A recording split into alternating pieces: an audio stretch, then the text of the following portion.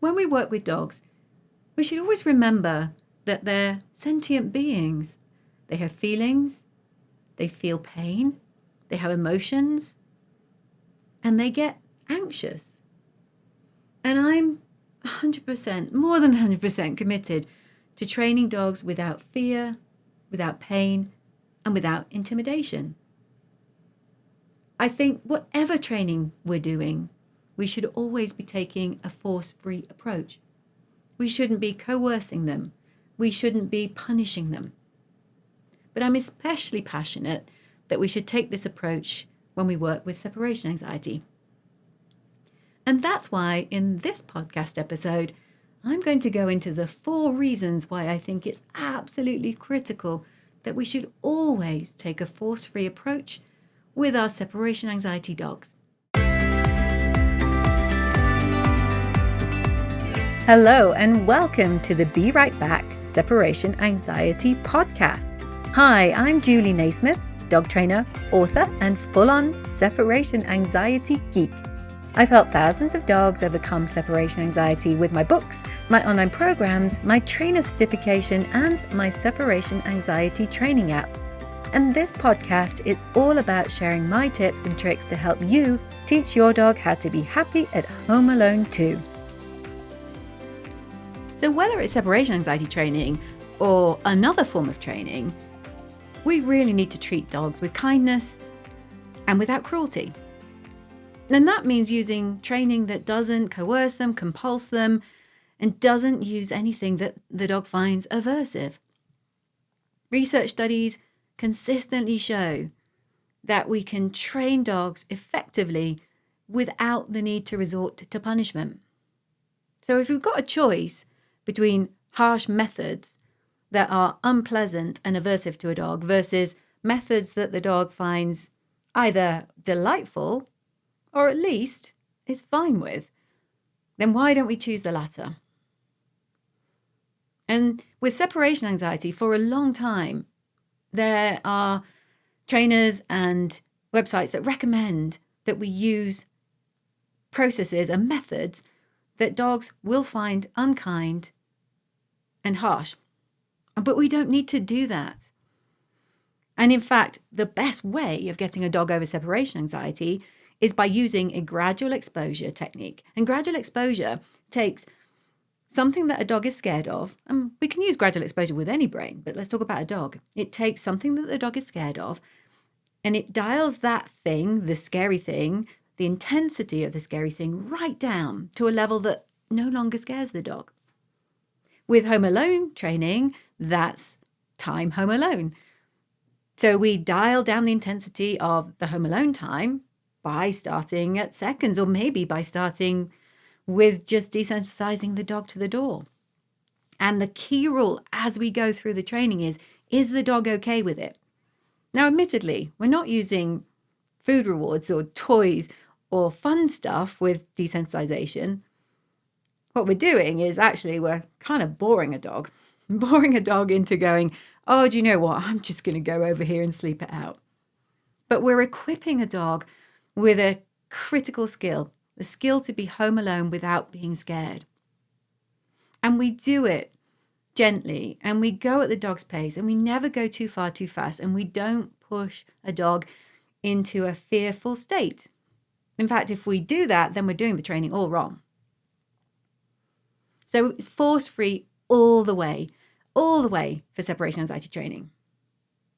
But what do we mean by force-free? Well, force-free means that I am not going to compel a dog. I am not going to use something the dog inherently dislikes, something the dog finds disgusting, painful, scary, uncomfortable, or punishing. Force exists all around us. It's true. When I put a leash on a dog, I'm using some oppositional force to stop a dog from running into the road. When I close the door on the dog, I'm using the force of the door between the dog and the outside world to stop the dog from door dashing. It's true.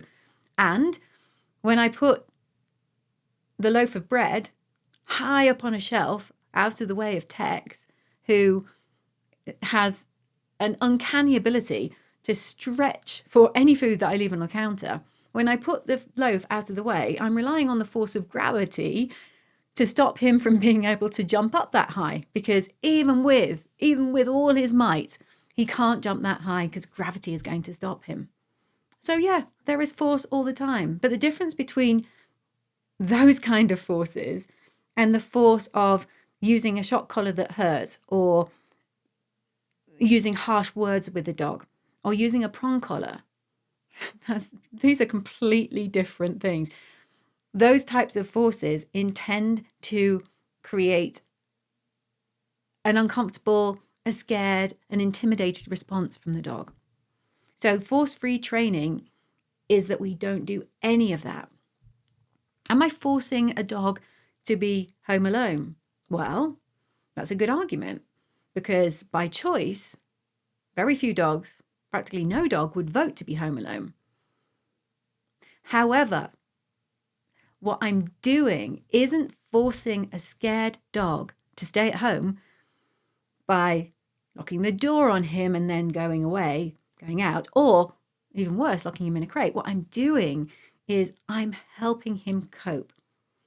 So yes, he's not going to sign up for being home alone, but he can tolerate it. He can get to a state where he finds it just a neutral thing.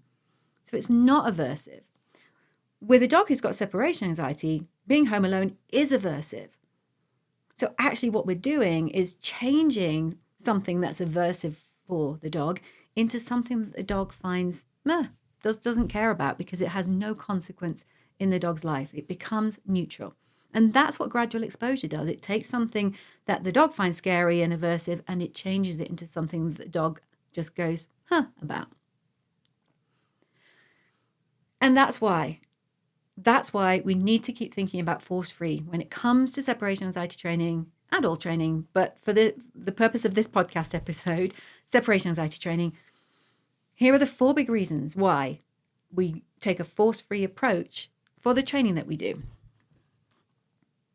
Reason number 1, you can't treat fear with fear. I mean, doesn't that sound really obvious? When I say that, I just think, oh, well, that sounds ridiculous. Of course, nobody would think about treating fear with fear. Well, yeah, except there are approaches and there are methods that are designed to get a dog, quote, comfortable with alone time by first scaring them. And that method is called flooding. And what that does is it exposes a dog to the maximum intensity of the thing that it's scared of. And it keeps that intensity up until the dog kind of gives up and just goes, oh, okay. Now, the thing about flooding is that it is sometimes still used in human therapy, but it's often not opted for because it is so horrendous. So think about it. Think about if there's anything in the world that you're scared of, think about being exposed to it at maximum intensity, turning that fear right up. And with a human patient, we can say, are you okay with this method? It's going to be deeply unpleasant and very uncomfortable. Oh, and by the way, risky too, because it might mean that you aren't okay. In fact, you could be worse. But with a dog, we can't get their consent. We can't explain to them that what we're going to do is just leave you home alone, crying and howling for as many hours or as many days or as many weeks as it takes until you just accept being home alone. Sign here if you're okay with that process. Well, we don't ask them. We can't ask them. And the problem is that with a human patient, when they come to the end of an exposure that's at the highest intensity, so a flooding session, they can talk to their therapist. Their therapist can say, so how did that feel? You obviously came out the other side and you're still okay. Right? But we can't have that reasoned discussion with the dog. Oh, yes, you were at home alone for 8 hours, but look, the worst thing that happened was you felt a bit scared, but the world is still turning and the sky didn't fall on your head. It's fine, isn't it? So no wonder flooding risks making dogs worse. It's deeply unpleasant. It's deeply petrifying for the dog. It's unethical and it's inhumane. And that's why we use gradual exposure. We don't flood, we gently expose the dog to home alone time. Reason number 2, you can't punish out anxiety. Again, when I make that statement, I think, well, doesn't everybody think that? Because it's so obvious, right? Well, sadly, no. Some people think that you can punish fearful dogs and expect a different outcome, a better outcome. But remember, if your anxious dog is chewing or destroying or defecating when you leave, their behavior is being driven by their emotion. Their behavior is being driven by fear. However, some trainers advocate that you put a bark collar on your dog. And what's a bark collar? It's a shock collar. Let's just call it what it is. It's a shock collar. It's a shock collar that's activated by your dog barking. So your scared dog barks because presumably he is calling for help, or he wants to escape, or it just makes him feel a bit better during his terrifying ordeal. So he barks. But now he's got a shock collar on him. So when he barks, the shock collar goes off, it creates pain, and your dog thinks, oh, okay, so, what do I do now? So the dog's doing something really natural, but it's had the addition of an electric shock for doing something that he thought was really natural. He doesn't feel any better about being left. He's now just trying to work out why he's getting this painful shock going through his neck. And another tool that's often recommended for dogs at home alone is a citronella collar, also used for barking. And citronella sounds so lovely, doesn't it? It's lemons, and lemons make us think of summer and puddings and iced drinks. But to dogs, the smell of lemon is disgusting. Disgusting. Smell and taste of lemon to a dog is about as disgusting as it gets. And that's why citronella collars are a thing. Because they release an odor that the dog finds disgusting. And of course, the dog wants to avoid that happening again. So it will try to work out, why did that happen? But remember, your dog's doing something that he or she thinks is natural, the destroying or the chewing. She thinks it's normal to bark when she's alone. And she's still scared. She's now just dealing with this disgusting smell. And trigger alert, think about it. Think about having vomit sprayed into your face. I'm sorry, I told you it would be triggering. Vomit sprayed into your face every time you did something that you thought was normal, but that somebody else had judged as being wrong. Wouldn't that be horrible? Wouldn't it be confusing? That's all that's happening with the citronella collar. So it's as harsh and as horrible as a shock collar. And trying to punish that barking doesn't change a dog's underlying motivation. The dog is still scared. Same with crates. All a crate will do, at best, is contain the behavior. I mean, a crate won't stop a dog barking, but it might stop a dog from chewing or destroying, provided that the dog doesn't escape. And then, okay, you might say, well, what about indestructible crates? Yeah, the problem with indestructible crates is often they're not. And even if they are, they're harming the dog's brain by imprisoning a dog in its fear. So crates, citronella collars, bark collars, they're all designed to, at best, punish behavior. But they don't work on the underlying motivation for that behavior, the fear that your dog feels when your dog is home alone. Reason number 3, your dog isn't being bad. I know you know this. I hope you know this. And I totally get, I 100% get, it is devastating to have a dog who barks all day, to have a dog who destroys your things. And I have so been there. It's life-altering, isn't it? Isn't it? When you have a dog who barks so loud and so long that you're in danger of getting kicked out of your apartment, or where you can't have anything nice or even vaguely nice because your dog just destroys it. But when your dog is scared and is barking at home on his own because he's scared, or he's destroying because the destruction either helps him think he's going to escape, or it just feels better because he's scared, he's not being bad. He's doing it because of his fear. He's not coping. And those behaviors are just something that he needs to do. And that's why we shouldn't be suppressing those behaviors with forceful methods, with punishment, because the way to stop those behaviors, the way to stop the destruction or the barking or the howling, is to help your dog feel better about being left. So the force-free, kind and gentle alternative to punishing away those responses is to gradually get him used to being alone, help him feel better about being left. So if somebody's giving you advice about, here's how you fix the barking, or, oh, look, I've got a really good idea that's going to stop your dog from chewing. You're going to put this spray all over the furniture legs. And by the way, bitter apple spray, it works a bit like citronella, not quite the same way, but it's a horrible, disgusting taste to your dog. So it works in an aversive way. It works because it's disgusting to your dog. A much better way to stop your dog from doing those things is to focus on the behavior. So if somebody is telling you, here's how you stop barking, here's how you stop chewing, and they aren't talking about getting to your dog's underlying fear, then what they're doing is they're going to be punishing your dog for their behaviors. And you know it. Your dog's not being bad. Your dog is just responding in a way that is normal for a dog who's scared. Reason number 4. Aversives can actually make fear worse. Right? So you've been told to use a bark collar. I'm going to stop calling it a bark collar, a shock collar. You've been told to use a shock collar or a citronella collar. You've been told to use an indestructible crate, which the dog finds highly aversive because it locks him in his panic. It contains him with his panic. You've been told to put lemon or spray, bitter apple spray everywhere.